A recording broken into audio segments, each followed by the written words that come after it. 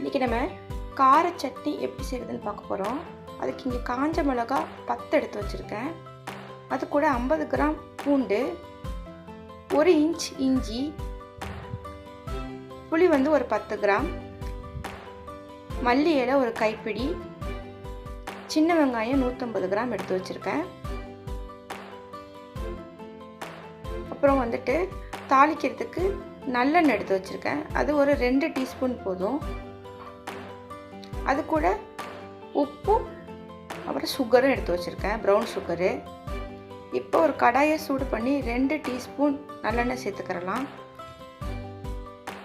நல்லெண்ணெய் சேர்த்துட்டு நம்ம எடுத்து வச்சுருக்க மிளகாய், பூண்டு, இஞ்சி, வெங்காயம் இது எல்லாம் ஒன்று ஒன்றா சேர்த்துக்கிறலாம். இப்போ ஃபஸ்ட்டு வந்து மிளகாயை சேர்த்துக்கிறலாம். சேர்த்ததோட பூண்டு சேர்த்துக்கிறேன், பூண்டும் இஞ்சி சேர்த்துக்கிறேன்.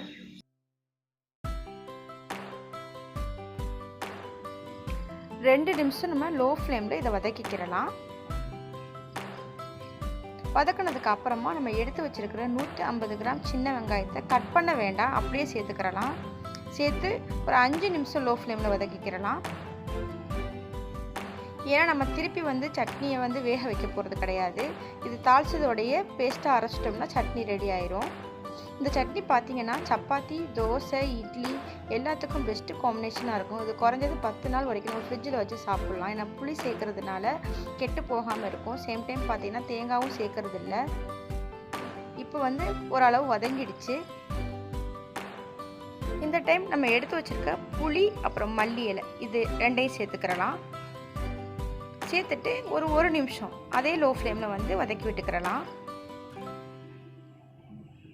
ஸோ எல்லாத்தோட பச்சை ஸ்மெல்லும் நல்லா போயிடுச்சு. இப்போ நம்ம ஸ்டவ் ஆஃப் பண்ணிடலாம். ஸ்டவ் ஆஃப் பண்ணிவிட்டு நல்லா ஆற விட்டுட்டு நம்ம ஒரு ஜாருக்கு ட்ரான்ஸ்ஃபர் பண்ணிவிட்டு இதை நல்லா பேஸ்ட்டாக அரைச்சி எடுத்துக்கிறலாம்.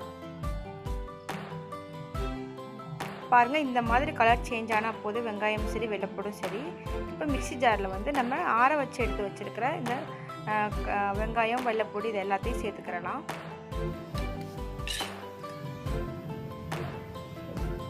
இப்போ மிக்ஸி ஜாருக்கு எல்லாத்தையும் ட்ரான்ஸ்ஃபர் பண்ணியாச்சு. இப்போ அரைக்கும் போது நம்ம இந்த சட்னிக்கு தேவையான அளவு உப்பும் அது கூட ப்ரௌன் சுகர் வந்து 1 டீஸ்பூனும் சேர்த்து அரைக்கணும். ஸோ இந்த காரம் பேலன்ஸ் பண்ணுறதுக்கு சுகர் சேர்த்தா தான் நல்ல டேஸ்ட்டாக இருக்கும். ஸோ அதனால் வந்துட்டு சுகர் சேர்த்துக்கிறலாம். இப்போ அதே பேனில் நான் ஒரு 1/4 கப் தண்ணி போட்டு அதையும் வந்து தண்ணிக்கு பதிலாக நான் இந்த பேனையை நான் வந்து அலசி ஊற்றுறேன்.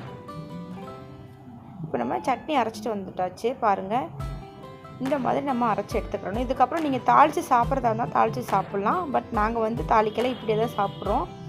ரொம்ப நல்ல டேஸ்ட்டான ஒரு சட்னி இது. கண்டிப்பாக ட்ரை பண்ணி பாருங்கள்.